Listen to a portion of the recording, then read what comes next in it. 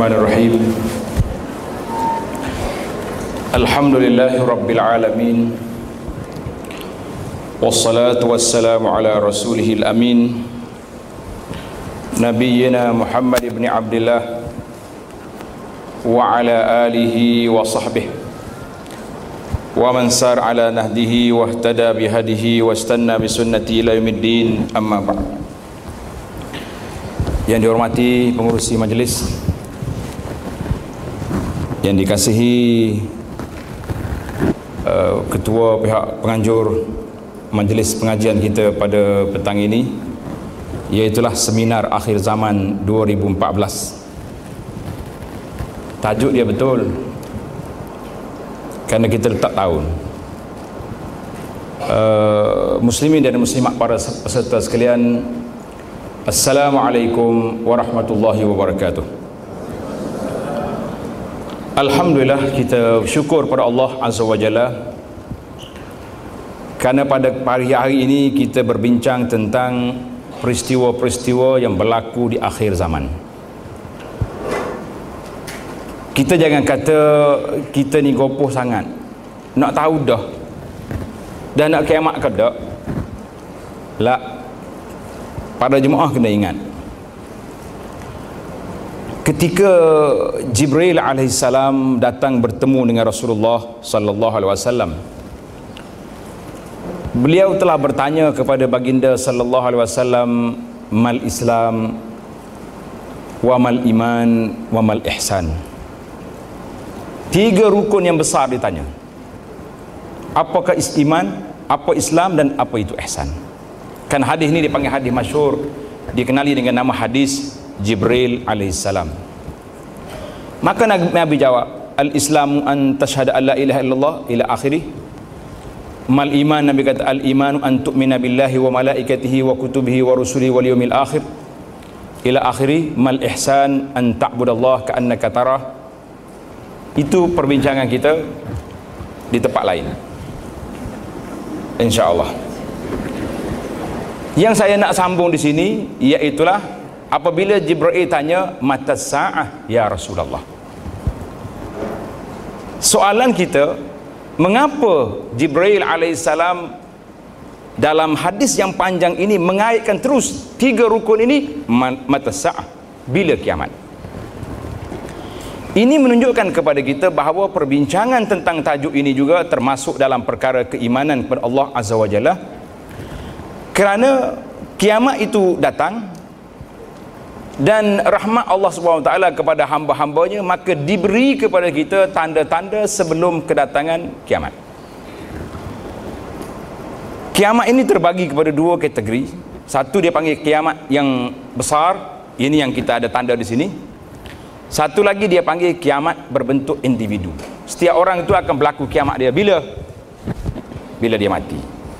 Sebab itulah wartawan, kalau ada orang mati, dia tanya selalu, apa benda tanda-tanda kiamat pokmu mati?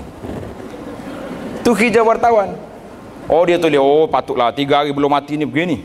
Anak dia apa cerita, rekod cerita, pun tak tahu mari mana cerita, nak buat juga cerita. So nak suruh jadi cerita. Pasal nak masuk khabar. Ini yang penting bagi kita muslimin dan muslimat, iaitulah tentang mengapa. Itu soalan saya. Jibril alaihissalam telah menanya Nabi sallallahu alaihi wasallam soalan ini. Kenapa ditanya? Itu menunjukkan bahawa membincangkan tentang kiamat ini satu perkara yang penting. Maka Nabi memberi jawapan yang tepat, mal mas'ulu anha bi'a'lama minas sa'il. Nabi kata, bukanlah orang yang ditanya itu lebih tahu daripada orang yang bertanya. Aku pun tak tahu, awak pun tak tahu, dua-duanya tak tahu. La ya'lamuha illallah. Tidak ada yang mengetahui kiamat ini kecuali Allah Azza wa Jalla saja yang tahu tarikh. Tapi Jibril tanya lagi, wa ma amaratuha, apa tanda-tandanya? Maka Nabi sebut tanda-tanda yang akan berlaku. Dalam siri pengajian kita pada hari ini, iaitulah kita akan bincangkan tentang tanda-tanda kiamat yang besar ini. Iaitulah dalam sebuah buku yang menarik untuk para jemaah cari. Tajuk dia Nihayatul Alam, berakhirnya dunia ini. Buku ini menukilkan kepada kita dalam hadis-hadis riwayat-riwayat yang disebut sebanyak 133 tanda kiamat. Dan Syekh Al-Arifi hafizahullah membuat analisa. Dia kata lebih kurang 84 tanda telah berlaku. Tinggal berapa lagi? 133 tolak 84. Berapa tinggal? Takkan nak buka, nak kira hak tu pun buka telefonnya juga. Berapa? 49. Ini pun tanda kiamat juga. Tak pandai nak mengira dah kita 33. Nak kira hak ni pun tak reti, terpaksa kena minta tolong dengan Jepun punya otak mari. Subhanallah. Tok ayah kita dulu tak ada kalkulator, tak ada tapi kalau kira simple saja. Alhamdulillah. Ini tanda kiamat. Bila ana sebut dalam banyak-banyak tanda kiamat ini 133, saya mengatakan tuan-tuan dan puan-puan jangan jadi tanda kiamat. Oh ya, ada orang marah kat saya dalam Facebook, marah.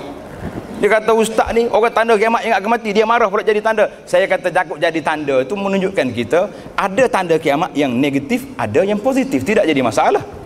Tapi saya bimbang bila Nabi sebut di antara tanda kiamat ni orang berkelahi banyak dengan keluarga dia. Kita nak jadi tanda kiamat, bila balas dengan mak ayah itu tanda kiamat. Awak salah seorang daripada tanda kiamat. Bahaya. Maka tujuan besar kita belajar asyratis sa'ah ini iaitulah nak mengetahui tanda-tanda kiamat. Mudah-mudahan dengan pelajaran kita ini kita akan lihat, kita akan tengok apa yang sepatutnya kita buat dan apa yang tak sepatut kita lakukan. Baik. Saya tak nak pergi jauh kerana tajuk kita iaitulah berita gembira dengan kedatangan Nabi Allah Isa AS, seorang penyelamat di akhir zaman.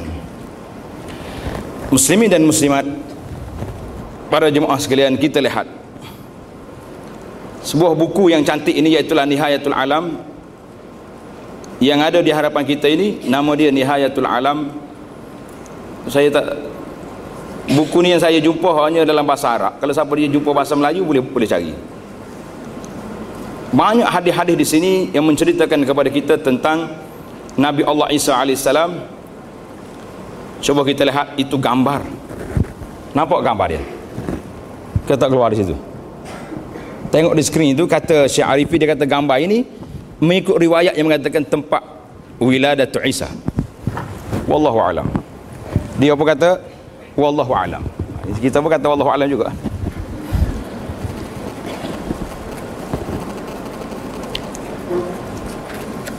Maaf. Gambar yang ada ni dia panggil mihrab Zakaria alaihissalam. Nabi Isa alaihissalam nabiyun min anbiya'illah. Salah seorang daripada nabi-nabi Allah yang Allah Taala hutuskan, Allah Taala lantik ke dunia ini nabi. Baik, supaya kita tak jadi alamat kiamat. Saya nak tanya soalan hari ini, berapakah nabi seluruhnya? Berapa? 25 orang. Muslimin jawab cepat sikit. Kalau tidak kita hantar balik ke pasti mengaji fardu ain. Riwayat yang ada hanyalah berapa? 124,000. Kalau baca dalam kitab-kitab Jawi tua dia panggil seketi 2 laksa 4,000. Ni Ustaz Zahiruddin kena tulis, dia bahagian manuskrip lama ni. Seketi 2 laksa 4,000. Maknanya 124,000. Kena belajarlah. Nak maya alam kiamat ni kena balik semula ke kitab-kitab turas, kitab-kitab lama ni. Jadi Nabi Isa ni siapa?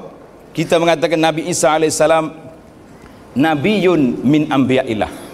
Salah seorang nabi daripada nabi-nabi Allah, min ulil azmil muqarrabin, salah seorang daripada ulul azmi. Baik. Daripada 124,000 Allah pilih di kalangan mereka menjadi rasul. Berapa orang rasul? 313, ada setengah riwayat 315. Daripada 313 atau 15 ini yang tersebut dalam Quran berapa? 25 nabi. Daripada 25 dia panggil ulul azmi minar rusul, rasul-rasul yang banyak berdepan dengan kaumnya. Berapa orang? 5. Salah seorang daripadanya Nabi Allah Isa alaihissalam. Maka Allah SWT beri kepada Nabi Isa ni satu manusia yang pelik. Yuladu min ummin dun ab. Nabi Isa dilahirkan daripada ibu tanpa bapa. Jadi janganlah ada budak-budak yang Tak reti bahasa zaman moden hari ni. Waktu dia lahir tak ada ayah. Misi tanya mana pok budak ni? Dia kata pok ni macam Nabi Isa.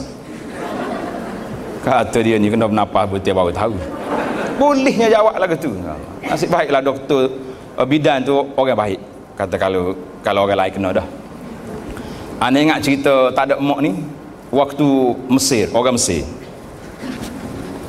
Orang Mesir ni dia bangga, dia kata Mesir umud dunia.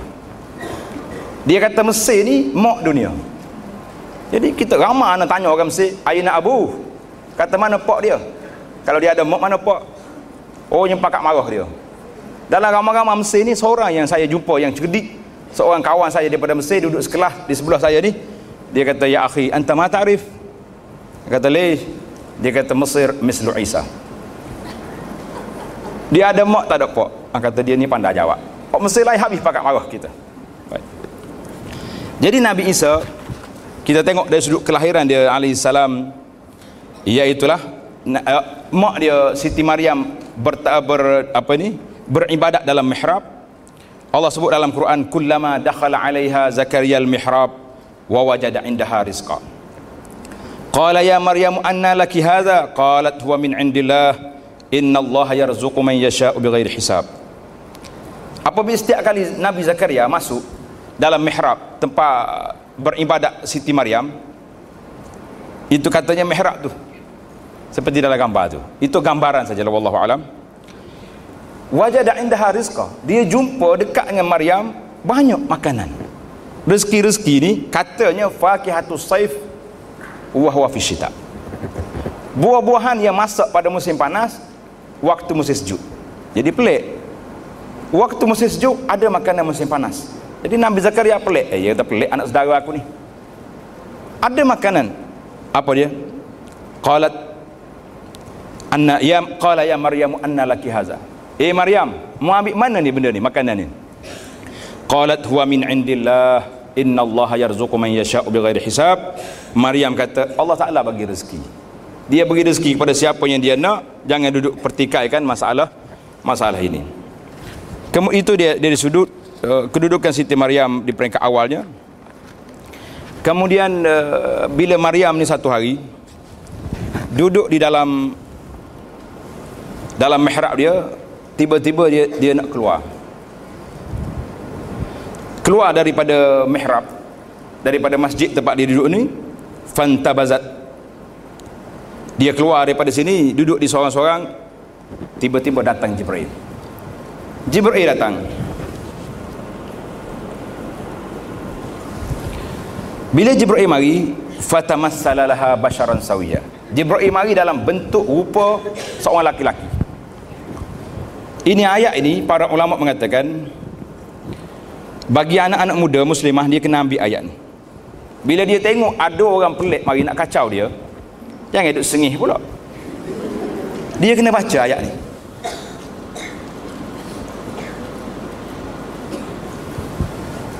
Qalat inni a'udzu birrahmani minka in kunta taqiyya. Ini ayat. Tengok dalam surah Maryam. Qalat tak payahlah. Ambil inni a'udzu birrahmani minka in kunta taqiyya. Maryam kata aku minta berlindung dengan Tuhan Rahman. Kalau mu ni orang baik, jangan kacau aku. Tengok orang lelaki. Apa jadi? Jibril takut, Maryam ni ketakutan, dia jawab, qala innama ana rasulu rabbik li ahaba laki ghulaman zakiyya. Ya Maryam, mu jangan pelik. Aku ni rasul, utusan daripada Tuhan kamu, yang aku nak beri ghulam, nak beri seorang anak laki-laki kepada kamu. Jadi kita tak payah cari cerita pelik-pelik, cerita-cerita Nabi yang ajaib. Cukup dengan Quran menceritakan kepada kita ini, menarik. Maryam jawab, qalat anna yakunu li ghulam. Hei malaikat, macam mana aku boleh anak? Walam yamsasni bashar. Saya ni tak pernah disentuh oleh mana laki-laki, tak pernah kahwin. Walam aku baghiya, dan saya bukan seorang perempuan yang jahat, bukan pelacur. Jibril kata, qala kadzalik. Qala kadzalika qala rabbuki huwa alayya hayyun. Demikianlah Maryam, Allah Subhanahu wa taala bila dia nak beri kepada kamu, mudah saja bagi dia. Walinaj'alahu ayatan linnas kami nak jadikan anak kamu Isa ini ayatan linnas, menjadi tanda-tanda kekuasaan Allah Ta'ala kepada manusia. Maka jadilah Maryam alaihissalam mari malaikat Jibril tiup roh dia daripada baju, fanafakhna fihi min ruhina. Maka Jibril telah tiup roh dia ke dalam Maryam, dan dia telah masuk ke dalam rahim. Ketika itu Maryam mengandung. Bila mengandung, takutlah dia, macam mana aku nak buat ni, macam mana nak buat, nak berdepan dengan masyarakat. Dia tahu risikonya tinggi bila mengandung tanpa bapa. Maka bila sampai kepada peringkat wiladah, peringkat Nabi Isa nak dilahirkan, fa'aja'ahal makhadu ila jiz'in nakhlah. Maryam pergi ke tepi pokok nakhlah. Qalat ya laitani mittu qabla hadha wa kuntu nasyan mansiya. Sedih dia. Dia berdoa, ya laitani mittu qabla hadha. Weh Tuhan, kalau aku matilah, tak ada lah masalah besar. Wa kuntu nasyan mansiya, dan aku ketika itu dilupai oleh orang. Dia tengah duduk bercakap di tepi pokok nakhlah macam ni. Ini para ulama mengatakan kazib, pendustaan kalau kita ambil pokok Krismas tu sebagai tempat lahir Nabi Isa alaihissalam. Baru ni banyak kan pokok-pokok ni lahir kat mana? Kat supermarket ada? Kat mana lagi ada? Banyak duduk ambil pokok-pokok yang dia panggil pokok Krismas, pokok lah. Maryam melahirkan Nabi Isa di mana? Jiz'in nakhlah, dekat dengan pokok tamar. Apa jadi bila Maryam tengah duduk sedih macam ni, keluar anak dia pun tak sedar, fanadaha min tahtiha. Anak dia bercakap, keluar Nabi Isa alaihissalam, alla tahzani qad ja'ala rabbuki tahtaki sariya. Ibu, jangan sedih, Allah Ta'ala dah jadikan bawah tepi awak ni dah sungai yang mengalir kat sini. Wa huzzi ilayki bi jiz'in nakhlati tusaqit alayki rutaban janiyya. Kamu tepuk je pokok tamar ini, akan gugur rutab, buah tamar yang separuh masak. Fakuli washrabi wa qarri aina. Makan, minum dan tenangkan hati. Fa in ma tarayinna minal bashari ahadan faquli inni nadartu lirrahmani sawma falan ukallima liyawma insiya. Nabi Isa bercakap dengan mak dia, ibu, kalau orang marah, orang kata apa-apa, ibu tolong jawab apa? Inni nazartu lirrahman, aku dah bernazar dengan Tuhan, aku tak nak bercakap dengan siapa-siapa. Kalau orang marah lagi buat apa? Fa'atat bihi qaumaha tahmilu. Maryam tak takut, dah anak dia bercakap, dah ajar ke mak dia, suruh jangan bercakap dengan orang, bawa lah Nabi Isa ni balik ke rumah dia.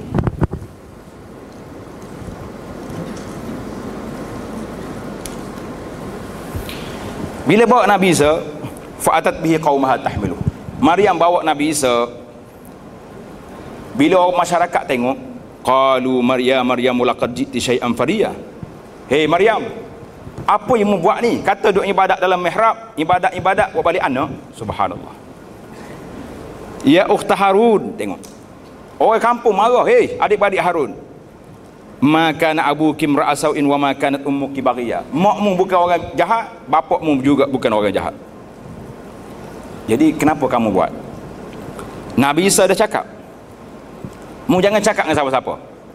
Fa asyarat ilaih, Maryam tunjuk kepada Isa ni, nak cakap-cakap dengan budak ni. Masyarakat kata apa? Maryam ni dah lah bawa balik anak, perli kami pula suruh cakap dengan budak. Kaifa nukallimu man kana fil mahdi sabiya. Macam mana kami nak bercakap dengan budak tengah baby ni? Nabi Isa berpaling kepada masyarakat, qala inni abdullahi ataniyal kitaba wa ja'alani nabiyya. Isa kata, hei, aku ni hamba Allah, Allah Ta'ala beri kepada aku kitab dan aku ni jadi nabi. Wa ja'alani mubarakan aynama kuntu wa awsani bisalah ila akhiril ayah, sampai ke akhir ayat. Maka apa jadi para muslimin dan muslimat? Maka manusia panik. Dulu tuduh Maryam berzina, buat balik anak zina. Sekarang ni oleh kerana Nabi Isa bercakap, mereka tuduh Isa ni anak Tuhan. Berpaling tak ada. Daripada seorang yang tak baik dipuja begitu rupa sampai begitu dahsyat, maka Nabi Isa alaihissalam membesar dalam keadaan yang sedemikian. Dia berdakwah kepada kaumnya begitu lama, dan akhirnya Nabi Isa alaihissalam berdepan dengan kaumnya yang bermacam-macam masalah. Jadi itulah Nabi Isa alaihissalam yang kita belajar, yang kita lihat bahawa dia seorang Nabi dan Rasul yang telah dipilih oleh Allah Azza wa Jalla kepada kita, sehinggalah sampai kepada satu peringkat Nabi Isa ini ke mana. Allah Ta'ala beri kepada Nabi Isa kedudukan yang baik. Allah Ta'ala beri nikmat pada Nabi Isa. Iz qala Allahu ya Isa ibn Maryam uzkur ni'mati alaika wa ala walidatika. Panjanglah ayat-ayat ini, tuan-tuan boleh tengok nanti. Kemudian apa kaitan Nabi Isa dengan Nabi Muhammad sallallahu alaihi wasallam? Iaitulah dalam kitab Injil yang diturunkan kepada Nabi Isa alaihissalam ada bisyarah. Apa makna bisyarah? Ada khabar gembira. Wa iz qala Isa ibn Maryam ya bani Israil an inni rasulullah ilaikum musaddiqan lima baina yadayya minat taurah wa mubasysyiran bi rasulin ya'ti min ba'di ismuhu Ahmad. Tengok, Nabi Isa dah bagi khabar gembira kepada puak-puak Yahudi, kepada puak-puak Kristian, kepada puak Nasara yang ikut dia, bahawa selepas daripada aku akan datang seorang Nabi yang bernama Ahmad. Nabi kita dalam kitab Injil nama apa? Ahmad. Dalam kitab Quran nama dia Muhammad. Nabi Isa dah bagi bisyarah. Di dalam kitab mereka sangat jelas sifat-sifat Nabi sallallahu alaihi wasallam, sangat jelas. Karena itulah puak-puak Nasara, puak-puak Yahudi, Allah sebut dalam Quran ya'rifunahu kama ya'rifuna abna'ahum. Yahudi mengenali Nabi sallallahu alaihi wasallam, Nasara kenal Nabi sallallahu alaihi wasallam kama ya'rifuna abna'ahum, sebagaimana mereka mengenali anak-anak mereka, dengan sifat nabinya, dengan rupa nabi, dengan akhlak, dengan ajaran-ajaran. Tetapi apa sebab? Ini timbul soalan, apa sebab mereka tidak menerima dakwah Nabi sallallahu alaihi wasallam? Maka para ulama mengatakan mereka tidak terima dakwah Nabi semata-mata hasadan min indi anfusihim, kerana hasad, kerana dendam, kerana dengki mereka kepada ajaran Nabi kita Muhammad sallallahu alaihi wasallam, yang mereka mengharapkan yang lahir akhir zaman, Nabi akhir zaman mari daripada keturunan mereka. Ingat tak ingat para jemaah cerita pengembaraan Salman Al-Farisi? Ingat? Kau tak aja dengar lagi? Dengar dah? Dengar dah malah hoyak. Tak lagi? Baik, kita cerita sikit. Salman Al-Farisi orang Faris, orang Parsi. Saya sebut Faris, orang marah, dia kata orang tak faham ustaz. Orang Faris mari mana? Ingat kau Faris, Paris. Bahasa Arab kata Faris maknanya orang Parsi, orang sebelah Iran. Salman. Dia ni ayah dia Majusi, sembah api. Allah SWT nak beri hidayah kepada Salman. Dia ni dijaga oleh ayah dia seperti jaga seorang anak-anak perempuan, tak bagi berjalan. Bila Salman dah besar, ayah dia dah tua, harta banyak, maka dia suruh Salman ni pergi jaga kebun dia. Jadi Salman ni pergi berjalan sampai dia dekat dengan gereja, dia tengok orang duk berhimpun ramai di sini. Dia kata, buat apa kat sini? Maka dia masuk, dengar orang duk mengajar kitab Injil, ngajar-ngajar. Masuk dalam kepala dia, dia kata agama ini lebih baik daripada agama bapa aku, sembah api. Memang baik, asalnya Injil ini mari daripada Allah Azza wa Jalla, mari daripada langit. Maka dia lari daripada Parsi, ikut padri ini pergi belajar kitab Injil. Seorang demi seorang padri ini mati, sehinggalah sampai peringkat Salman ini, kata Imam Nawawi rahimahullahu ta'ala, umur Salman ya confirmnya 250 tahun. Waqila, ada pandangan yang kedua mengatakan umur Salman 350. Panjang. Cari dalam buku-buku sejarah yang menulis tentang pengalaman Salman Al-Farisi. Jadi saya nak ringkaskan cerita ni. Akhirnya Salman ni ditangkap oleh Yahudi, jadi hamba, bawa balik ke Madinah. Bila Salman ni dia dengar Nabi akhir zaman telah sampai ke Madinah, waktu tu dia duduk atas pokok, jadi hamba, naik pokok tamar. Dia dengar tuan dia bercakap kat bawah, dia turun. Yahudi tuan dia turun mari, dia kata, apa kau cerita ni? Ada Muhammad datang sini? Dia kata awak kena mengena denganmu. Penampar sebiji, naik semula Salman. Bila waktu peri petang, dia ambil, tengok ni, sifat Nabi dalam kitab Injil sudah ada, dalam kitab Taurat sudah ada. Dia ambil satu bekas tamar, dia pergi jumpa Nabi SAW. Dia kata, ya Muhammad, aku dengar awak ni baru sampai di sini, ini sedekah saya untuk awak. Apa jadi? Salman, Nabi kita ambil, bagi pada kawan-kawan, sahabat-sahabat suruh makan, Nabi tak makan. Salman duk tengok, ni satu tanda. 2-3 hari dia pergi pula, bawa lagi satu bekas. Dia kata, ya Muhammad, ini hadiah. Nabi kita bismillah makan, baru dia bagi pada kawan. Ini semua sifat-sifat sudah jelas. Akhirnya Salman kata, aku nak tengok khatamun nubuwah yang ada belakang. Maka dia pergi jumpa Nabi satu tempat. Nabi jatuhkan kain atas bahu dia ni. Nampak? Ketika itu Salman telah mengisytiharkan Islam. Jadi ini cerita Nabi Isa AS telah pun memberi khabar gembira, bisyarah Nabi Isa kepada kaumnya bahawa akan datang min ba'di ismuhu Ahmad, akan datang selepas daripada aku ini orang yang bernama Ahmad, iaitulah Nabi kita Muhammad sallallahu alaihi wasallam. Jadi kalau kita lihat dalam alamat kiamat yang besar ini ada 10 perkara. Saya dengar pihak pengurusi dah baca tadi kan. Di antaranya keluar Dajjal mari, kemudian keluar turunnya Nabi Isa AS sampai ke akhir kitab ini. Jadi bila Nabi Isa berdepan dengan kaumnya yang begitu lama, panjang, akhir sekali Nabi Isa AS telah diangkat ke langit. Ini kita nak baca nas yang saya mampu baca hari ini hanya cara ringkas saja. Qala Allah azza wa jalla wa makarallahu wallahu khairul makirin. Mereka nak tipu Allah Taala buat perancangan yang lebih rapi. Iz qala Allahu ya Isa inni mutawaffika wa rafi'uka ilayya wa mutahhiruka minal ladzina kafaru. Tengok.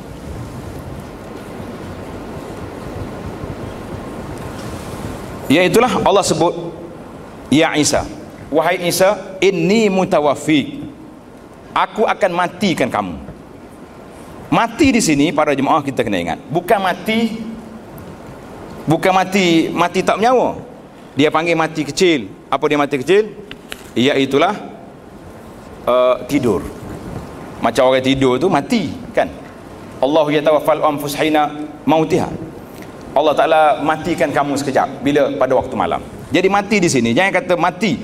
Iaitulah Nabi Isa dalam keadaan sedemikian, wa rafi'uka ilayya, aku angkat kamu naik ke langit. Wa mutahhiruka minal ladzina kafaru, Allah SWT nak selamatkan Nabi Isa daripada orang-orang kafir. Jadi ayat Quran yang banyak ni tuan-tuan boleh tanda dalam surah Al-Imran, perbahasannya panjang, dan juga suratun Nisa ayat 157 perbincangan tentang mereka mendakwa inna qatalnal masih Isa bin Maryam Rasulullah. Mereka kata kami dah bunuh Isa. Tuhan kata apa? Wa ma qataluhu wa ma salabu. Mereka tak bunuh dan mereka tidak salib. Walakin syubbiha lahum, tetapi diserupakan. Orang yang masuk, ada yang mengatakan yang masuk ni nama Yahuza, masuk ke dalam rumah Nabi Isa. Bila dia masuk, ditukar rupa dia ni, nampak macam Nabi Isa. Jadi bila mari puak-puak Yahudi nak bunuh ni, apa jadi? Oh, dia kata ni, maka dia tangkap, dibunuhnya kawan tu. Nabi Isa telah diangkat ke langit. Dari sudut nama Nabi Isa AS, kenapa Nabi Isa dinama Al-Masih? Tengok.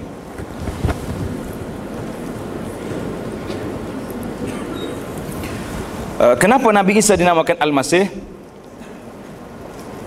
Sebabnya yang pertama sekali, Nabi Isa ni di antara orang yang diberi mukjizat oleh Allah Azza wa Jalla, boleh menyembuhkan orang sakit.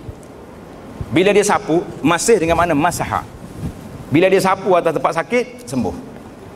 Mari orang buta, dia sapu di kepala dia, nyelasik dia sekali, cuba buka balik mata dia. Pasal itulah anak kata ilmu lasik ni belajar daripada Nabi Isa AS lagi.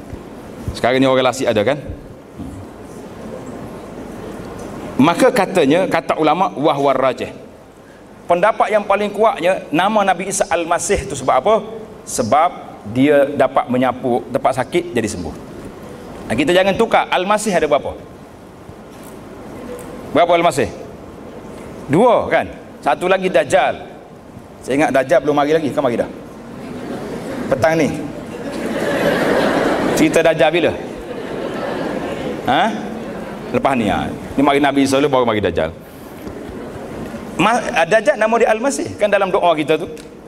A'udzubika minal masihi ad-dajjal. Itu mana Masih tu orang yang berjalan timur barat, itu jalan kuat. Masih Nabi Isa di Masih dengan nama yang menyembuhkan orang sakit.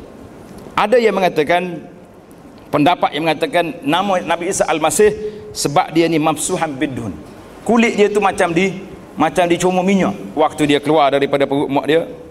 Ada yang mengatakan Nabi Zakaria gosok dia, macam-macam cerita lagi. Yang penting sekalinya kata ulama warrajih, iaitu Al-Masih dengan makna yang menyapu kulit. Baik, itu cerita kita kejap tadi. Timbul isu tentang adakah orang Yahudi bunuh Nabi Isa AS? Jawabnya tidak sekali-kali. Iz qala Allahu ya Isa inni mutawaffika wa rafi'uka ilayya wa mutahhiruka minal ladzina kafaru wa ja'ilul ladzina ittaba'uka fawqa alladzina kafaru. Tengok, Allah kata aku mutawaffika. At-tawaffi huna kata ahli tafsir bermakna an-naum. Nabi Isa tidur, bila tidur diangkat. Dalilnya banyak. Wa huwa alladhi yatawaffakum bil-lail. Allah Taala yang matikan kamu pada waktu malam. Itu dalil yang pertama. Dalil yang kedua, tengok dalam ayat Quran ini Allah Taala sebut wa in min ahlil kitabi illa la yu'minanna bihi qabla mautih. Tengok, ahli-ahli kitab akan beriman dengan Nabi Isa alaihissalam qabla mautihi wa yaumal qiyamati yakunu alaihim syahida. Yang ini lepas pada Nabi Isa turun daripada langit nanti di akhir zaman, tidak akan tinggal seorang pun di atas muka bumi ini sebelum daripada Nabi Isa wafat, kecuali semuanya akan jadi orang Islam. Ini cerita. Wala yahillu likafirin, tidak ada kafir yang bau Nabi Isa kecuali dia akan mati. Allahu akbar. Ada riwayat yang mengatakan qabla mauti di sini ay qabla mautir rajul min ahli kitab, sebelum daripada ahli kitab itu mati dia akan beriman dengan Nabi Isa alaihi salam. Baiklah, apapun bukti dalil-dalil yang menunjukkan Nabi Isa akan turun banyak, di antaranya dalil daripada Al-Quran. Allah Ta'ala sebut dalam surah Az-Zukhruf ayat 61, Nabi Isa kata walau nasya wa innahu la'ilmun lis-sa'ati fala tamtarun biha wattabi'un hadza siratun mustaqim. Tengok dalam ayat Az-Zukhruf 61, wa innahu la'ilmun lis-sa'ah, yakni Nabi Isa ini ilmun bermakna alamun min a'lamis sa'ah, menjadi tanda kepada kiamat. Ini bukti daripada Al-Quran yang menunjukkan bahawa Nabi Isa alaihissalam menjadi tanda kepada kiamat. Ada qiraat, dalam qiraat ini dibaca wa innahu la'alamun lis-sa'ah, itu bacaan lain daripada hafaz. Wa innahu la'ilmun lis-sanati fala tamtarun biha ay fala tashakku fiha. Kata Allah Ta'ala, jangan syak, jangan ragu lagi bahawa Nabi Isa ni akan turun. Kata di Ibnu Abbas dalam tafsir ayat ini, kata apa? Nabi Isa ni menjadi tanda kepada kiamat. Ay khuruj Isa alaihissalam qabla yaumil qiyamah, dia akan keluar sebelum berlakunya kiamat. Dalil daripada hadis Nabi SAW yang telah ditulis dalam buku tuan-tuan tu ada, daripada Huzaifah bin Usaid qala, Nabi kita sallallahu alaihi wasallam sebut tidak akan berlaku kiamat sehingga berlaku 10 perkara.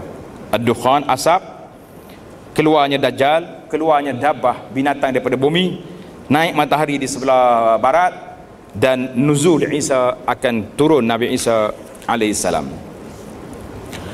Dalam hadis yang lain Nabi kita bersabda wallazi nafsi biyadihi, ini Nabi kita bersabda la yushikanna an yanzila fikum ibnu maryam hakaman adla. Nabi kata selagi akan turun Nabi Isa alaihissalam kepada kamu hakaman adla, seorang hakim yang cukup adil, pemerintah yang adil. Apa dia akan buat? Yang pertama sekali, yaksirus salib. Nabi Isa akan patah semua salib-salib yang ada ni. Tak kira yang ada di mana, yang ada tulis kalimah Allah ke tak tulis ke, yang penting yang salib tu akan dipatahkan. Itu satu tanda kerja dia. Yang kedua, yaqtulul khinzir. Nabi Isa alaihissalam akan bunuh babi yang ada. Jadi sama ada dia bunuh dengan sendiri ataupun diberi arahan supaya bunuh, ataupun babi ni bila tu Nabi Isa mati dengan automatik. Wallahu alam. Itu kerja-kerja Allah Subhanahu wa taala yang Maha berkuasa. Yang ketiga, yad'ul jizyah. Nabi Isa AS akan meletakkan jizyah. Maknanya jizyah yang diambil, cukai daripada orang-orang bukan Islam dalam negara Islam ini akan diturunkan, akan dihapuskan. Jadi tak timbullah zaman Nabi SAW isu GST, tak akan ada lagi lah. Sebab cara automatik jizyah pun tidak ada, apalagi cukai-cukai ke atas orang Islam memang tidak berlaku lagi. Ini kerja Nabi Isa. Wa fi riwayatin wa takunu da'watu wahidah. Dakwah pada waktu itu hanya satu saja, iaitulah dakwah Nabi Isa AS kepada Islam, kerana pada zaman Nabi Isa tidak ada lagi penganut agama lain. Apa satulah tajuk kita ini, Nabi Isa sebagai sang penyelamat. Jadi waktu Nabi Isa turun, fayaqulu amiruhumul Mahdi, Nabi Isa akan kata kepada Imam Mahdi yang ada pada waktu itu, ta'al salli bina. Imam Mahdi kata, Isa salat jadi imam. Qala la. Isa kata, tidak. Inna ba'dhum amiru ba'din. Kamu sudah ada ketua dengan yang lain, oleh kerana kamu ni jawatan imam, maka kamu yang jadi imam. Itu Imam Mahdi. Kata di hadis Abu Sa'id Al-Khudri, minnal ladzi yusalli Isa bin Maryam khalfahu, akan ada di kalangan ahli rumah kami ni yang Nabi Isa AS akan melakukan solat di belakangnya.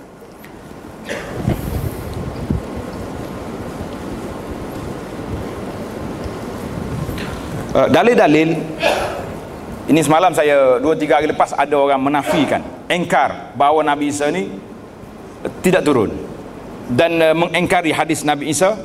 Tuan-tuan kena ingat, dalam kitab yang banyak menyebut bahawa hadis turunnya Isa AS ini mutawatiratun, hadis mutawatir.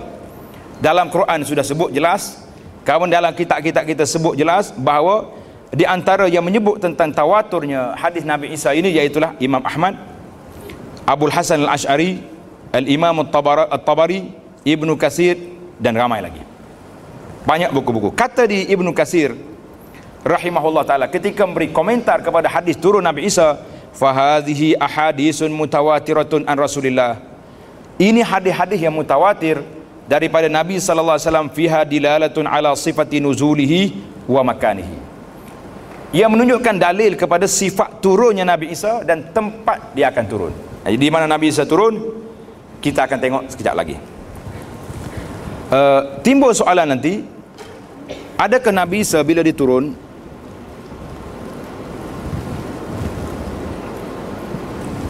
Nabi Isa bila turun nanti dia bawa syariat mana? Syariat Injil ke syariat Nabi kita Muhammad sallallahu alaihi wasallam?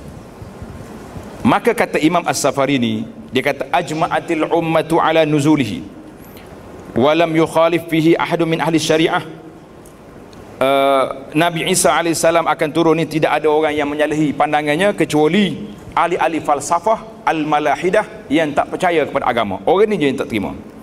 Mimman la yu'tadu bi khilafihi, orang-orang yang tidak diambil kira tentang mereka.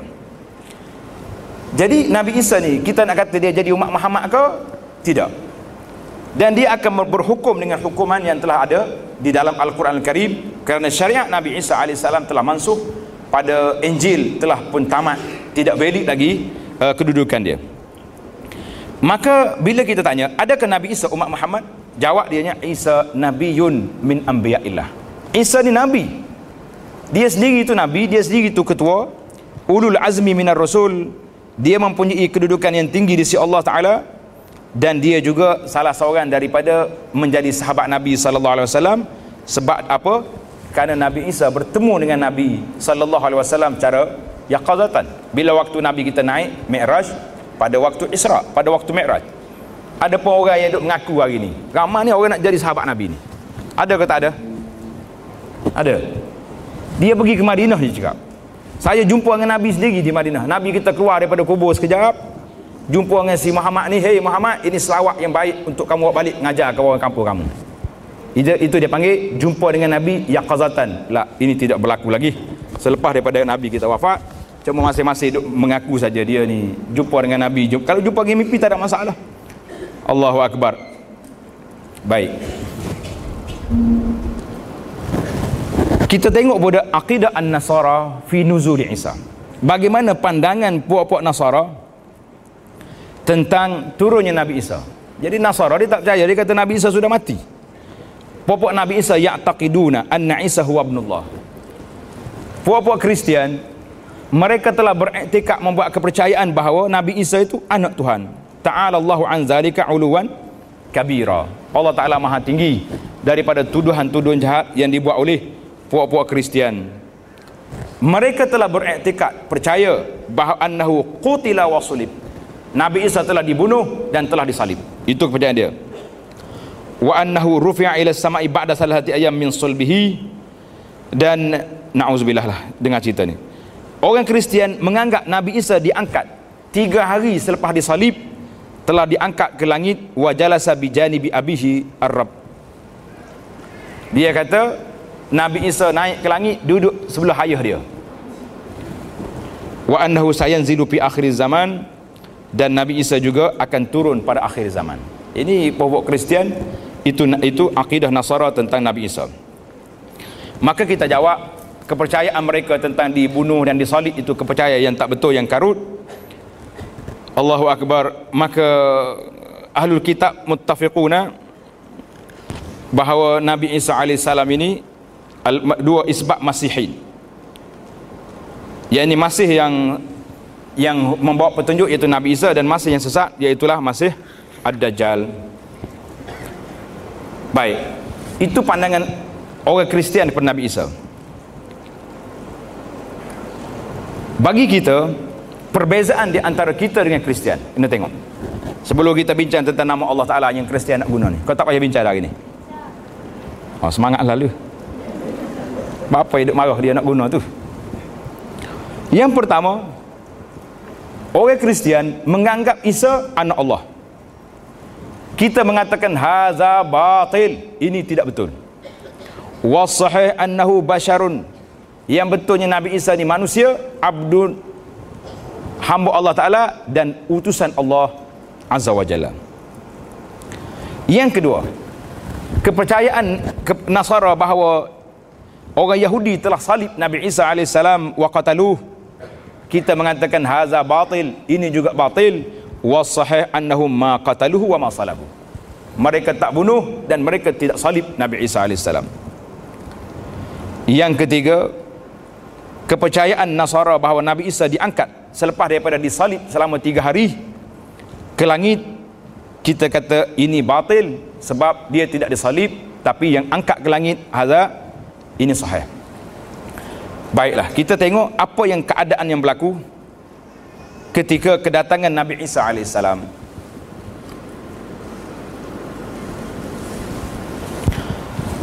Apabila Nabi Isa datang, orang-orang muslimin qad kharaju, mereka telah keluar kerana mereka menganggap ada satu peperangan yang besar di antara orang muslimin dengan Nasara, dan pada ketika itu akan berlaku pembunuhan kota Konstantin. Tengok sekarang ni, kalau sebut kota Konstantinopel ataupun dia panggil Istanbul sekarang ni, ianya telah dibuka oleh siapa dia? Muhammad Al-Fatih rahimahullahu ta'ala.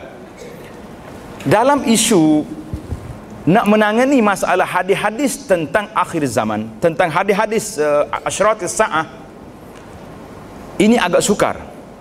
Dalam sebuah kitab namanya Ma'alim, tanda-tanda bagaimana kita nak memahami hadis-hadis akhir zaman, ada yang mengatakan hadis yang menyebut tentang Satuftahul Konstantin wa ni'mal amiru amiruha, kan, akan dibuka Konstantin, sebaik-baik amir iaitulah amir yang menjadi pemimpin kepada pembukaan Konstantin. Jadi ada yang ulama mengatakan itu pembukaan Konstantin kali yang pertama, dan dia akan dibuka lagi pada kali yang kedua pada zaman selepas daripada ista'adu min hukmin Nasara. Jadi katanya orang-orang muslimin akan buka Konstantin ini bitahlili wat takbir, dengan hanya zikir saja, la ilaha illallah, Allahu akbar. Habis boleh buka kota, tak payah perang-perang. Ketika illa bisal wa yunadi syaitan an qad kharajad dajjal. Tengah-tengah duk sibuk macam ni, tiba-tiba orang dengar cerita Dajjal dah keluar. Mana pada ketika itu orang-orang muslimin balik daripada Konstantin pergi semula ke Dimash, ke Baitul Maqdis, ke Damsyik, ke Syria, kerana dia punya tapak pemerintahan Islam di akhir zaman iaitulah di Syam, di Syria. Jadi anda tak tahu, setengah pendakwah kita ni bila sebut hadis ni, dia kata sekarang ni lah berlakunya peperangan dengan anak singa di Syria ni, di Bashar Assad ni lah, anak singa lah tu kan. Dia kata ini menunjukkan bahawa telah hampir kiamat. Jadi kita ni kadang-kadang nak cepat sangat kiamat tu buat apa? Bersungguh benar nak suruh kiamat ni. Pelik. Tapi kalau dia pergi Mekah, dia marah pula. Dia kata pasal apa Arab Saudi ni buat menara tinggi dekat Masjid Haram. Saya kata tak boleh marah dengan dia, sebab dia nak merealisasikan hadis Nabi SAW. Nabi kata apa? Di antara tanda kiamat yang ditanya oleh Jibril tadi, apa dia? Hufatan uratan yatatawaluna fil bunyan. Orang-orang yang tak pakai kasut, tak pakai selipar ni akan meninggikan binaan. Sekarang ni menara jam besar di Mekah, mana tinggi dia dengan KLCC? Mana tinggi? Oh, tak reti. KLCC berapa ratus meter? 400. Yang menara Mekah berapa? Lebih tinggi daripada KLCC. Satu lagi tanda besar kiamat akan dibuat di Jeddah. Dia kata dia panggil Kingdom Tower, 1 kilometer akan dibuat. Jangan marah, itu tanda kiamat. Jangan marah, dia nak tolong buat, nak cepatkan kiamat. Saya sebut dengan orang Arab seorang, dia kata, kawan saya Arab kata, istajal tumuha. Saya kata, kamu ni gopoh lah. Dia kata, apa benda? Kata, kenapa nak suruh cepat kiamatnya? Dia kata, siapa nak suruh? Kata tu, pergi buat tanda dah tu. Dia kata, mu ni muskilah dia. Orang Arab dia kata muskilah tu, maknanya marahlah sikit kat kita. Baik. Jadi kita tengok, ini tanda kiamat. Orang muslimin akan duduk di mana? Di Fustat, di Dimash. Dia akan berkumpul di sana. Tapi jangan jazam, jangan kata dia dah. Bila berlaku Mesir berlaku akad tangan 4 jari ni, apa dia panggil ni? Dah ada pendakwah kita sibuk dah dia. Mesir ni tentera yang hebat begini, baca hadis-hadis lah.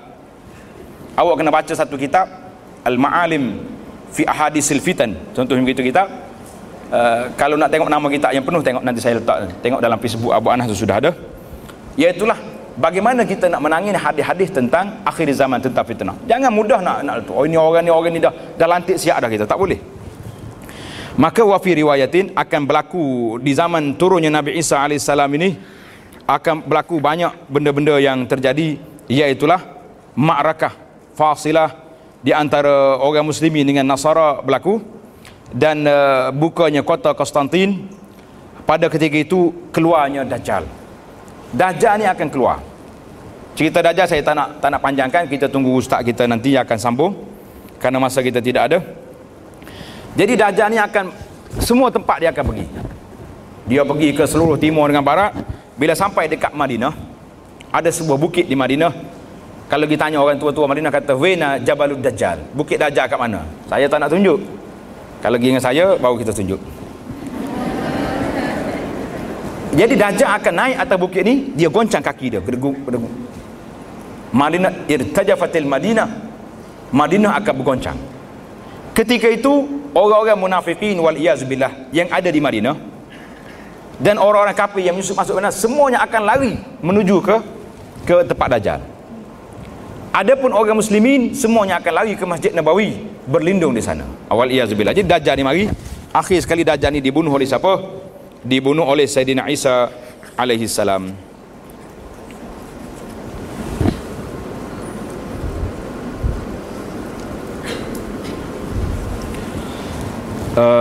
Timbul isu soalan kaifa yanzilu Isa wa aina, bagaimana Nabi Isa turun dan di mana?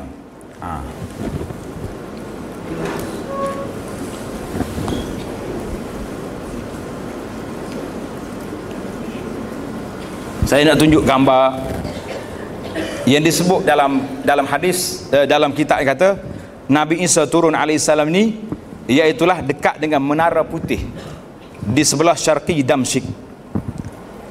Nabi Isa akan turun. Dalam kitab kita ni, Syekh Muhammad Arifi dia tunjuk gambar. Dia kata wallahualam, aku tak kata ini tapi ada satu menara putih di sini. Keluar tak gambar.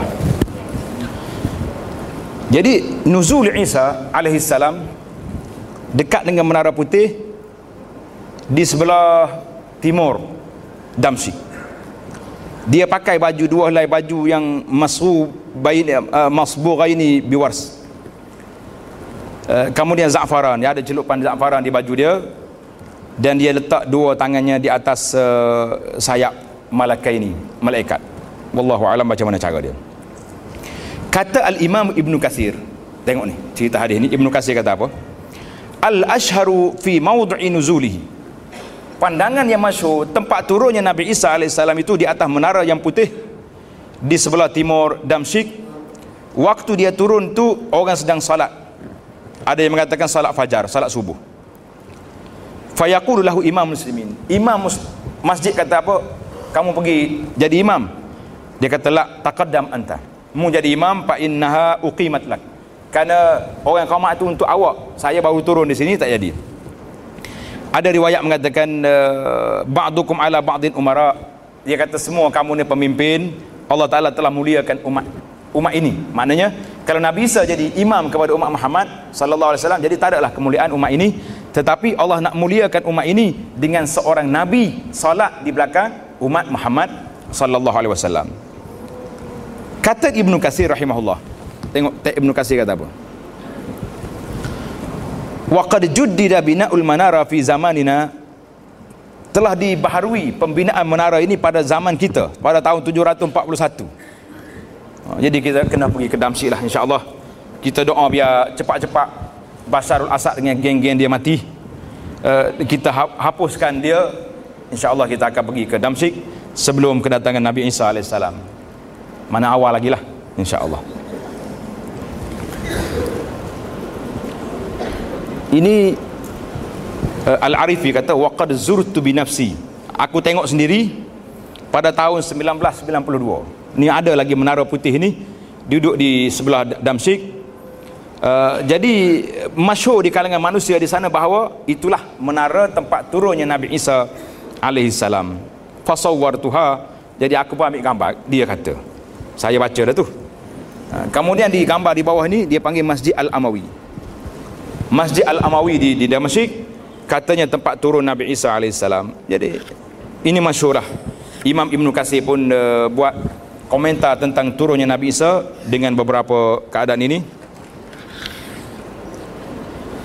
Kemudian kita tengok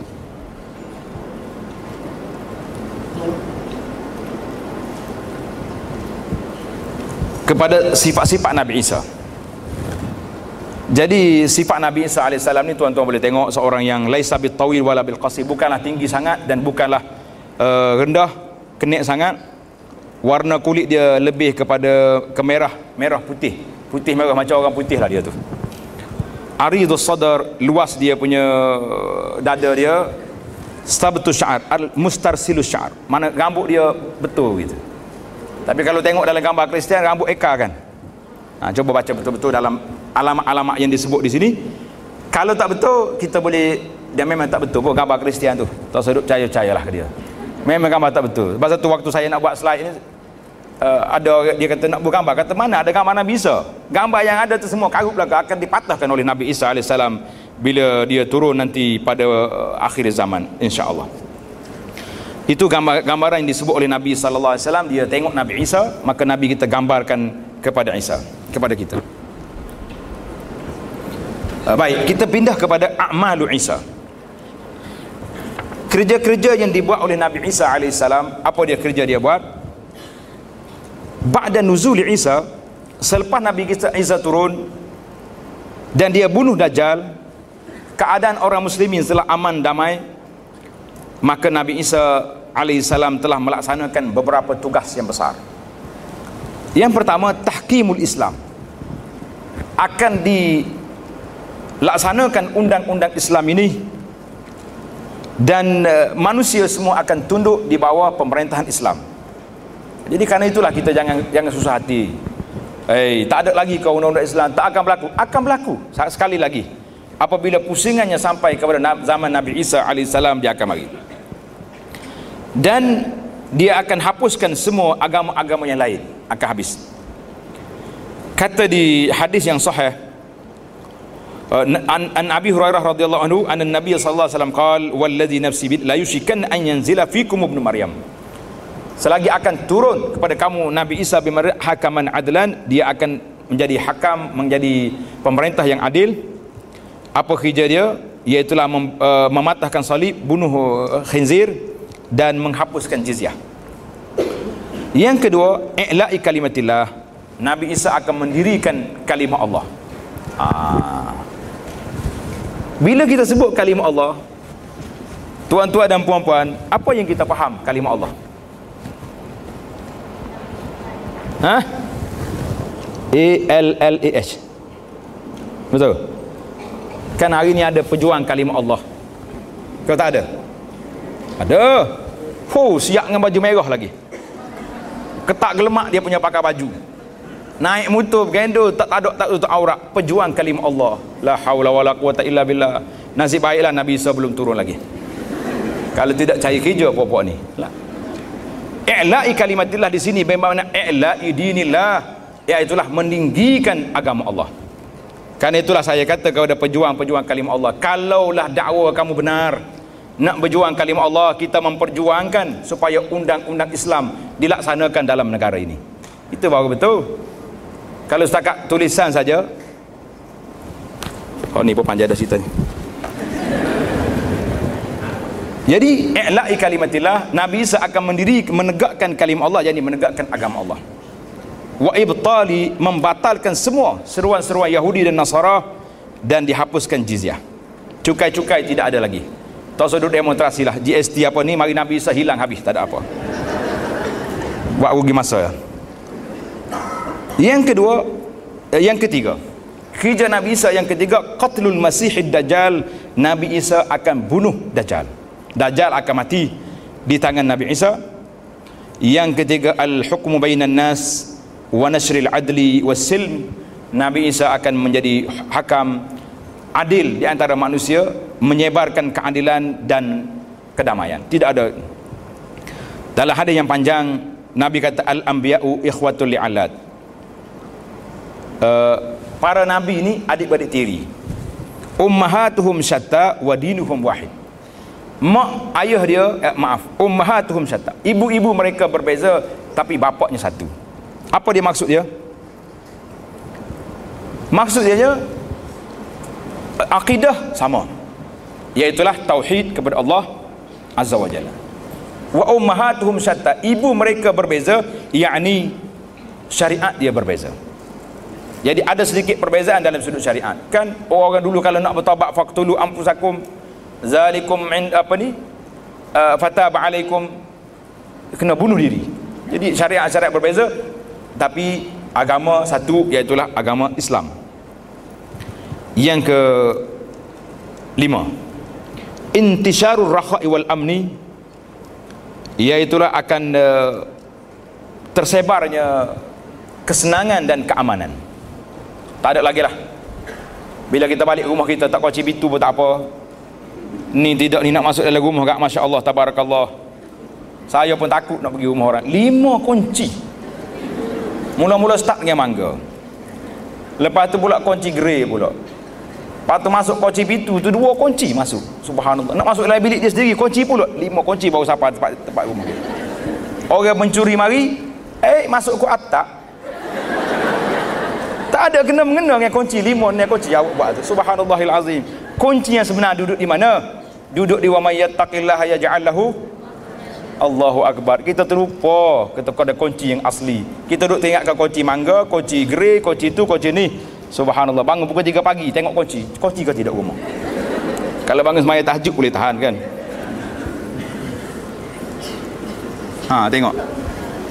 Tengok cerita ni. Intisarul amni, ada keamanan yang begitu besar. Jadi budak-budak tak naik basikal dah waktu tu. Dia naik apa? Tak ada masalah apa-apa, kawan ya. Tengok dalam hadis Nabi kata, bila hadis tadi saya baca dah, wa turfa'u syahna'i wat tabaghut, akan angkat semua perbalahan-perbalahan sama kita tak ada lagi. duk main perli-perli dalam Facebook, tak ada lagi dah. Ni letih dah kita ni. Main-main kerak-kerak YouTube, habis dah. Tak ada dah cerita-cerita main YouTube ni kan. Wa tunza'u hummatun. Jadi penyakit-penyakit yang pelik pun sudah tidak ada. Hatta yudkhilul walid yadahu fil hayyah. Budak-budak akan bergurau dengan ular, masuk tangan dalam perut ular pun tak apa. Ini pun tanda kiamat juga ni. Orang duk mengajar suruh berhenti ni. Mana ada zaman dulu tok guru tengah mengajar orang berani suruh berhenti.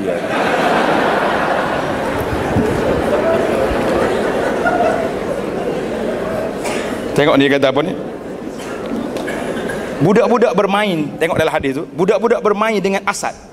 Singa-singa mari duduk main. Singa duduk tidur bawah tangga dia macam kucing tidur. Nak pergi sekolah pakai tepuk kepala singa, atas aku sekolah. Allahu akbar. Tengok ni gambar. Buah apa ni dalam gambar kita? Buah delima. Orang boleh makan sebiji delima kenyang. Besar mana buah delima? Allah, tengok ni kata ni.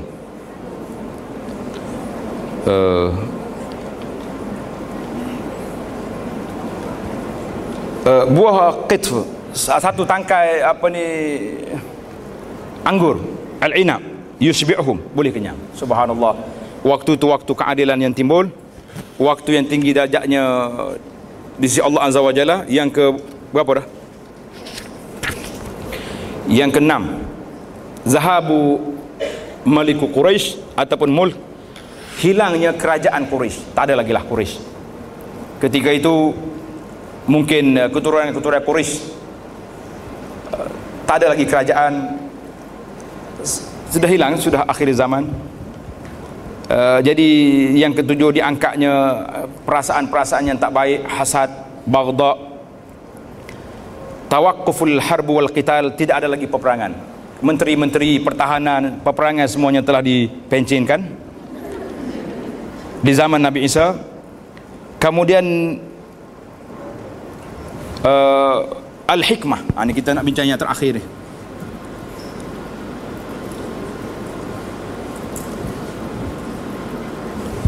Al-hikmah min nuzul Isa duna ghairihi. Dalam banyak-banyak Nabi, 124 berapa tadi? 313 Rasul. Kenapa Isa yang dipilih untuk turun bukan Nabi lain? Dengan soalan. Ya, soalan ni sedap, nak jawab payah. Tapi zaman kita ni, orang nak bagi soalan payah. Ustaz nak jawab sedap. Tak terbalik tak? Lepasnya dalil kalau kita forum, pengurusi jenuh. Ada soalan, tak ada soalan. Akhir kali ustaz juga buat soalan sendiri. Kata di setengah ulama, al-hikmatu min nuzul Isa. Yang pertama sekali, pendapat yang paling kuat lah, mengikut Al-Hafidh Ibn Hajar mengatakan, ar-raddu ala al-yahudi fi za'mihim annahum qatalu Isa. Allah pilih Nabi Isa sebagai sang penyelamat di akhir zaman, nak tolak dakwaan Yahudi yang mengatakan mereka telah bunuh Nabi Isa. Tak ada, kita nafikan. Maka Allah Ta'ala nyatakan pendustaan mereka, dan wa annahu allazi yaqtuluhum, Nabi Isa yang akan bunuh mereka dan bunuh Dajjal. Ini pendapat yang dipilih oleh Al-Imam Al-Hafidh Ibn Hajar warajjahahu, yang mengatakan pandangan yang paling kuat. Ada yang mengatakan Nabi Isa alaihissalam telah sebut dalam kitab di Injil kelebihan umat Muhammad, maka Allah Ta'ala hantar mari Nabi Isa supaya dia tengok umat yang lebih tadi, dia sempat berjumpa dan bertemu. Ada lagi yang mengatakan turunnya Nabi Isa minas sama kerana telah hampir ajalnya dan dia akan dikebumikan di atas bumi. Sebab apa? Kerana makhluk yang dijadikan daripada bumi, daripada tanah, dia akan dikebumikan dalam tanah, bukan di mana, bukan dibumikan di langit.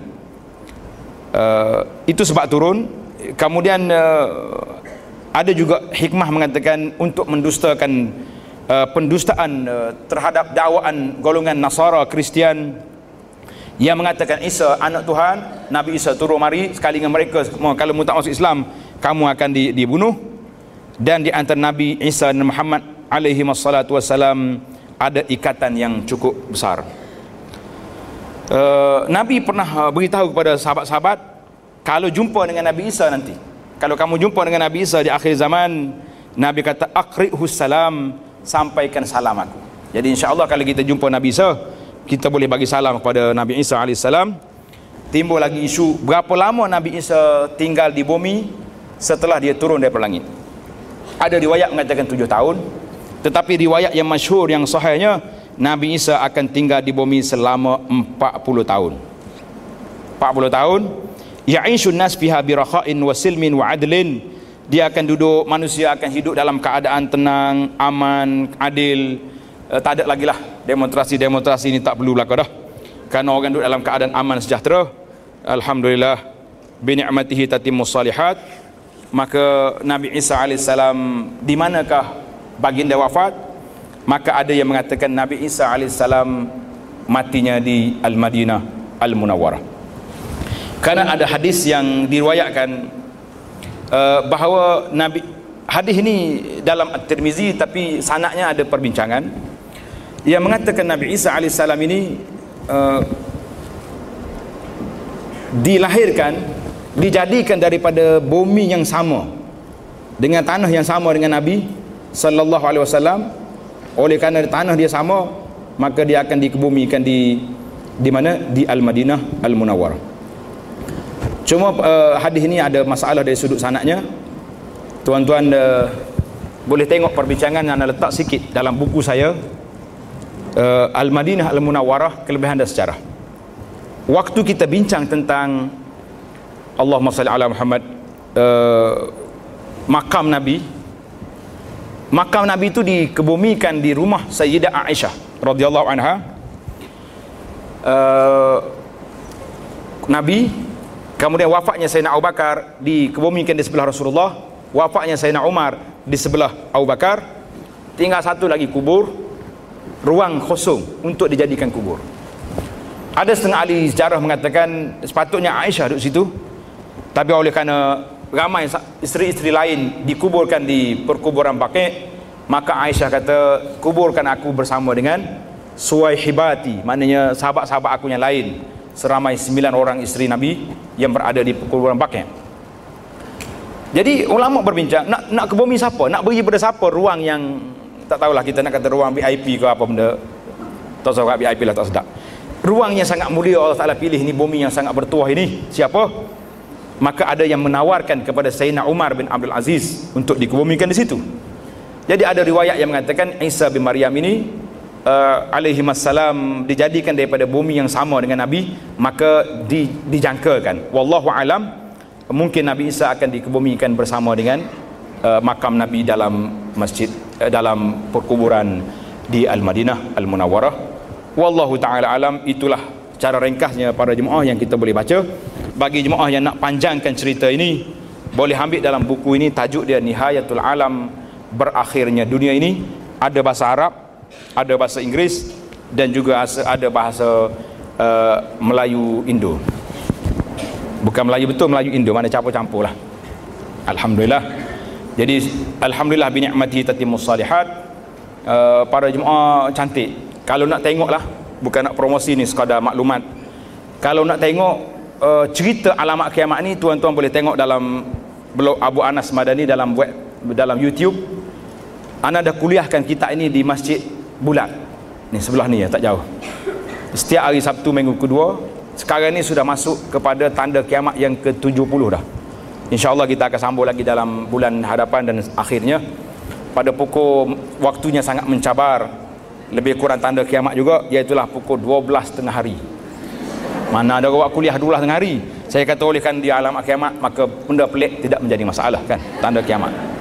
Jadi alhamdulillah kita dah bincang 70 tajuk. Saya akan tamatkan perbincangan sampai ke akhir kitab ini insya-Allah. Mudah-mudahan Allah Ta'ala beri kesedaran kepada kita untuk bersedia. Kerana bila seorang sahabat datang tanya Nabi sallallahu alaihi wasallam, mata sa'ah ya Rasulullah, bila ke kiamat? Nabi tak marah. Nabi tak kata, hei, mu tak erti ke? Kiamat ni tak ada siapa tahu kecuali Allah. Lah, cara Nabi berkomunikasi, berinteraksi dengan umat dia, Nabi tak marah. Tapi Nabi guna satu psikologi pendekatan yang baik. Nabi kata, ma'adatalaha. Mu tahu kiamat ada kan? Ma'adatalaha, apa persiapan awak untuk menghadapi kiamat? Jadi kita sekarang ni belajar alamat kiamat, belajar hadis akhir zaman, belajar tu belajar ni. maka sekali lagi saya kata, janganlah kita yang menjadi alamat kiamat. Di antara alamat kiamat yang besar yang mudah kita jadi hari ini, iaitulah pakaian kita. Nabi sebut di antara pakaian-pakaian tanda nak jadi alamat kiamat ni, iaitulah orang berpakaian tapi seperti telanjang. Ada ke tidak? Hari ni ada. Ada. Kadang-kadang pergi belarut maulud Nabi, kain belah juga sampai ke pohon. Pohon daklah sekat betih.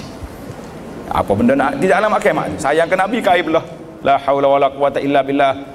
Jadi Nabi kita sallallahu alaihi wasallam minta supaya kita bersedia untuk, Nabi kata ma'adatalha, apakah persiapan yang kamu buat untuk menghadapi kematian? Ini. Maka sahabat ini jawab apa? Aku buat persiapan, laisa bikasirin salatin wala siyamin wala sadaqatin. Ya Rasulullah, saya tak banyak persiapan, sedekah pun tak banyak, solat pun tak banyak, puasa pun tak banyak. Walakinni uhibbullah wa rasulah, tapi saya sayang kepada Allah dan Rasul. Boleh tak boleh kita kata?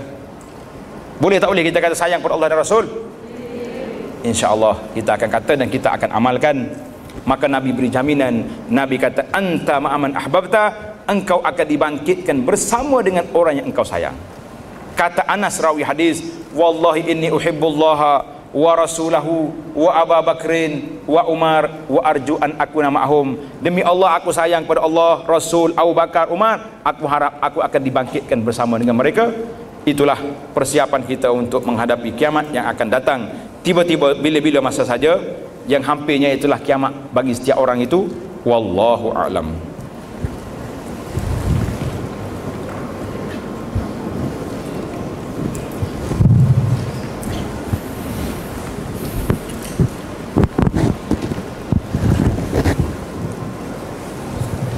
Terima kasih kepada Fadil Tuan Guru Abdul Basit Abdul Rahman atas pencerahan yang telah beliau berikan kepada kita semua. Alhamdulillah, syukur pada Allah Subhanahu Wa Taala.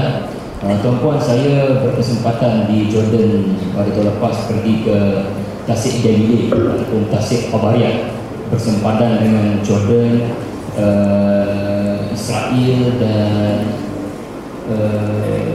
Syria kalau tidak salah, di mana tasik ini juga disebut Tasik Qabariyah. Dan tasik ini dinyatakan dalam hadis Nabi SAW yang direpotkan oleh Fatimah binti Qais daripada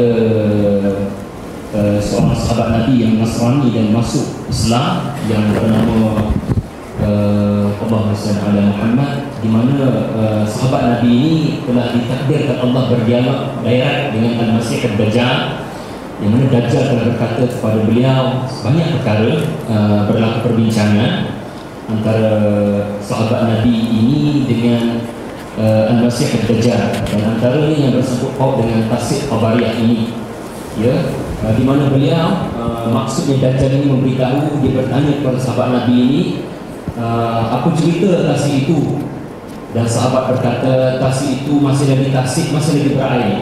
Dajjal berkata, tasik itu akan kering suatu hari nanti, memberikan suatu tanda membabitkan pertembungan Dajjal dengan Nabi Allah Isa alaihissalam. Tuan-tuan boleh kaji tasik ini pada waktu ini. Kerajaan Israel dibangkang oleh ramai pihak, rakyat dibangkang sendiri kerana kerajaan Tel Aviv ini tidak mengambil berat tentang merosotnya kadar air di Tasik Jalilin ini dengan sangat tinggi. Maksudnya kemerosotan air itu semakin lama semakin kuat, dan Israel tak mampu nak bergantung pada apa-apa lagi kalau tasik ini kering. Dan diramalkan dalam 40 tahun 50 tahun lagi tasik ini memang betul-betul akan kering. Dan bila kering tasik ini, maka ia seperti berkebetulan dengan apa yang telah dinyatakan oleh Al-Masih Ad-Dajjal ketika bertemu dengan sahabat Nabi SAW. Baik, saya buka kepada soalan daripada sidang hadirin semua dalam masa 10 minit yang ada ini, insya-Allah. Silakan. Silakan, masya-Allah.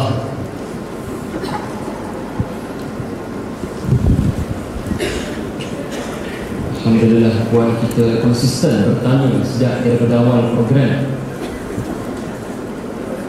Okey, alhamdulillah. Puan, berapa soalan kali ini? Satu soalan, silakan.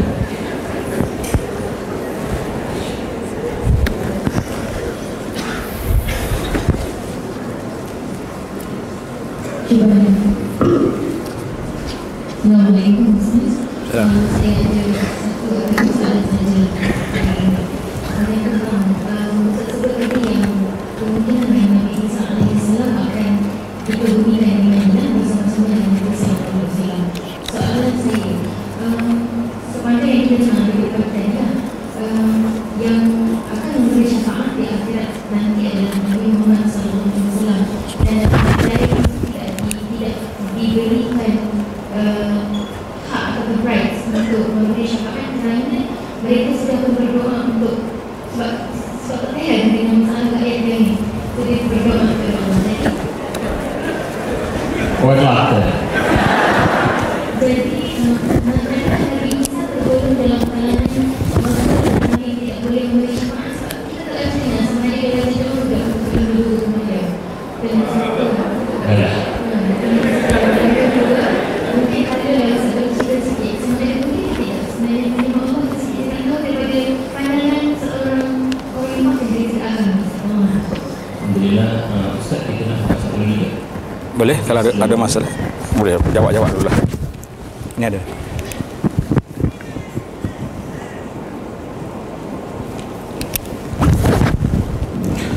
Bismillah, alhamdulillah, salatu wassalamu ala rasulillah wa ba'd. Isu hadis syafa'ah, hadis yang panjang, yang besar, iaitulah asy-syafa'atul uzma, syafaat yang agung, yang terbesarnya, iaitulah menyelesaikan masalah umat di mahsyar. Itu khas yang diberi kepada Nabi SAW. Bila setiap orang Nabi minta uzur,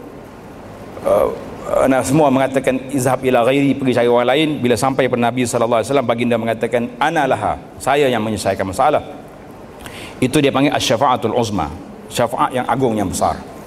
Adapun setiap orang akan boleh beri syafaat, termasuklah kita orang muslimin dan muslimat ini boleh memberi syafaat kepada orang-orang lain.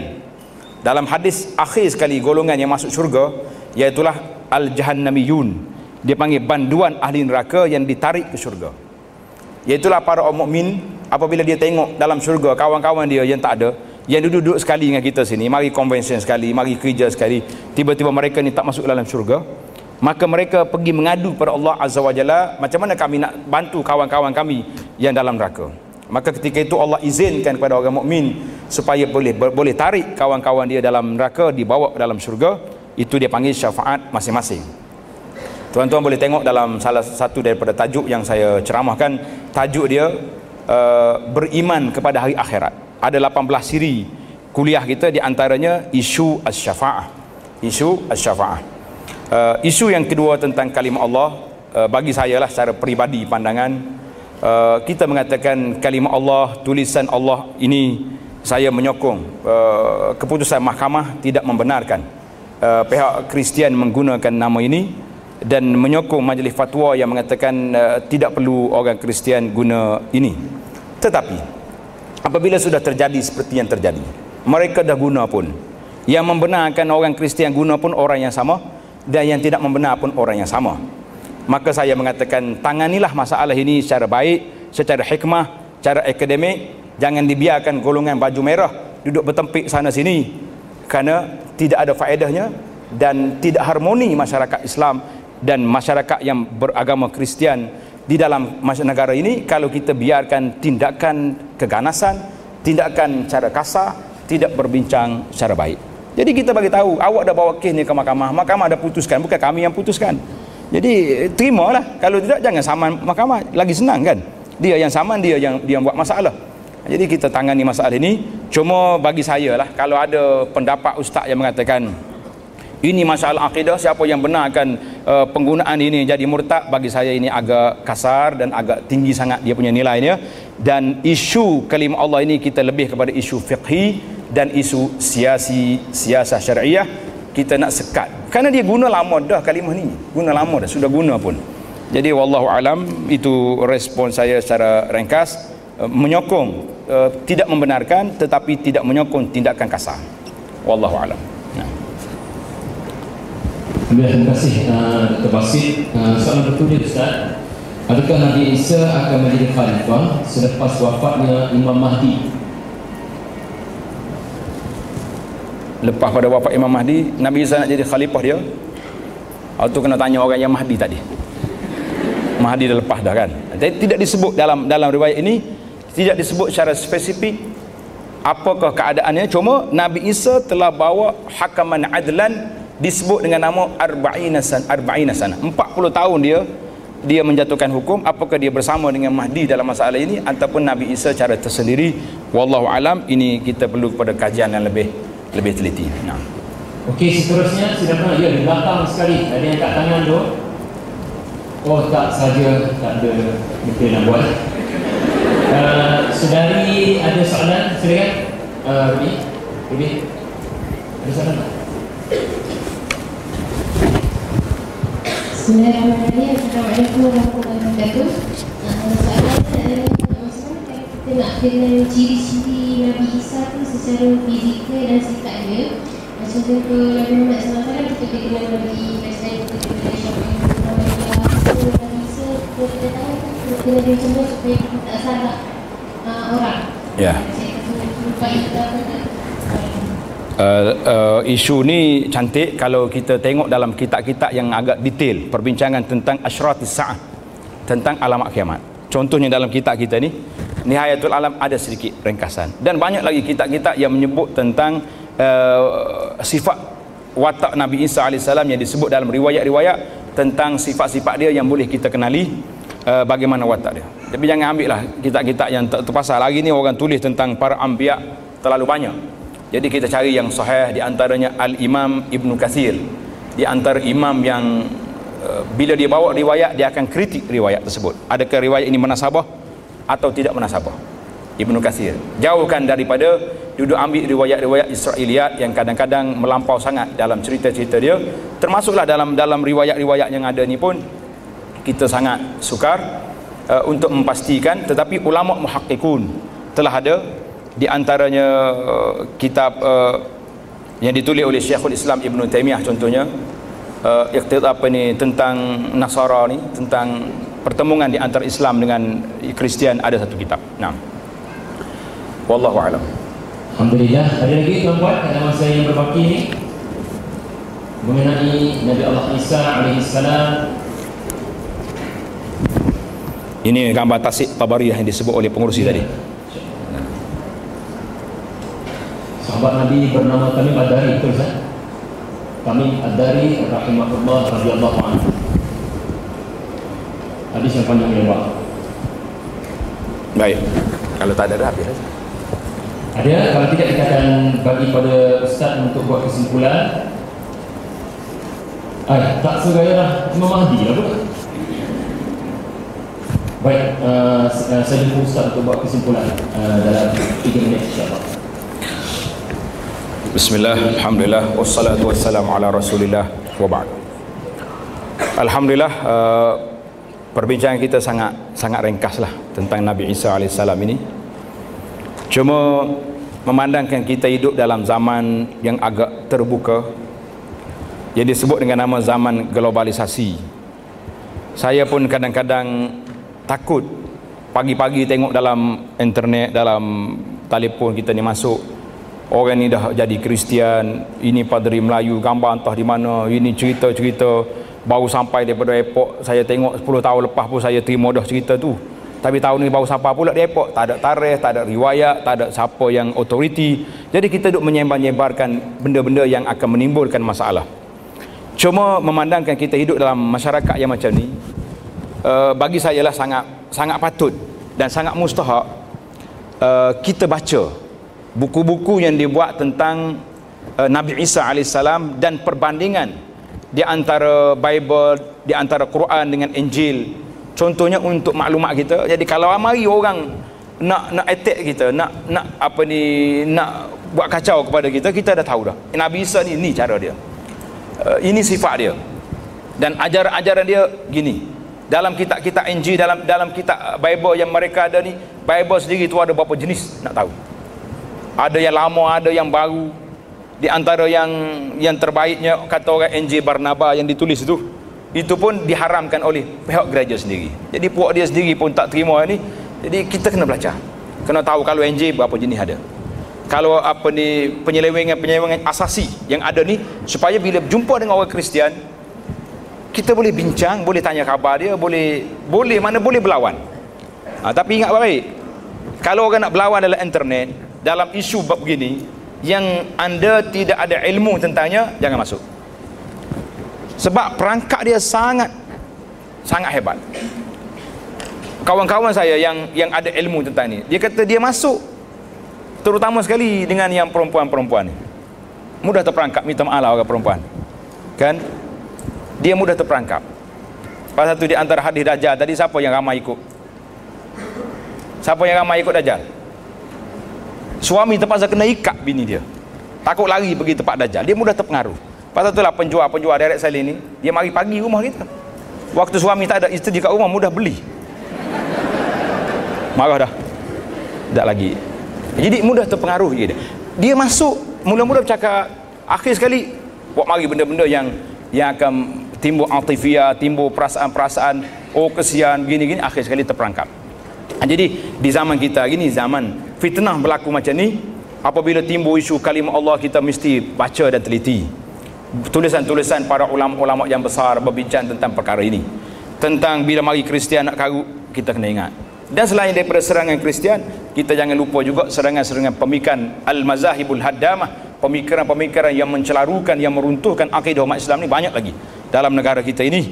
Maka kewajipan kepada kita mengikuti majlis-majlis ilmu seperti ini, dalam seminar, dalam kelas-kelas pengajian di masjid, di surau-surau kita yang ada pengajian tentang memahami mazhab-mazhab yang sesat ini.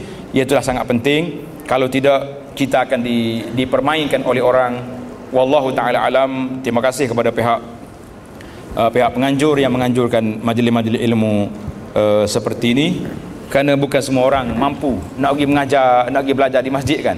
Tapi kalau seminar ni kita kurung pagi sampai ke malam, satu hari dia dapat semua apa yang dia nak, sebahagian besar daripada ilmu tentang akhir zaman. Wallahu alam. Aqulu qawli hadza, wassalamu alaikum warahmatullahi wabarakatuh. Waalaikumsalam warahmatullahi wabarakatuh.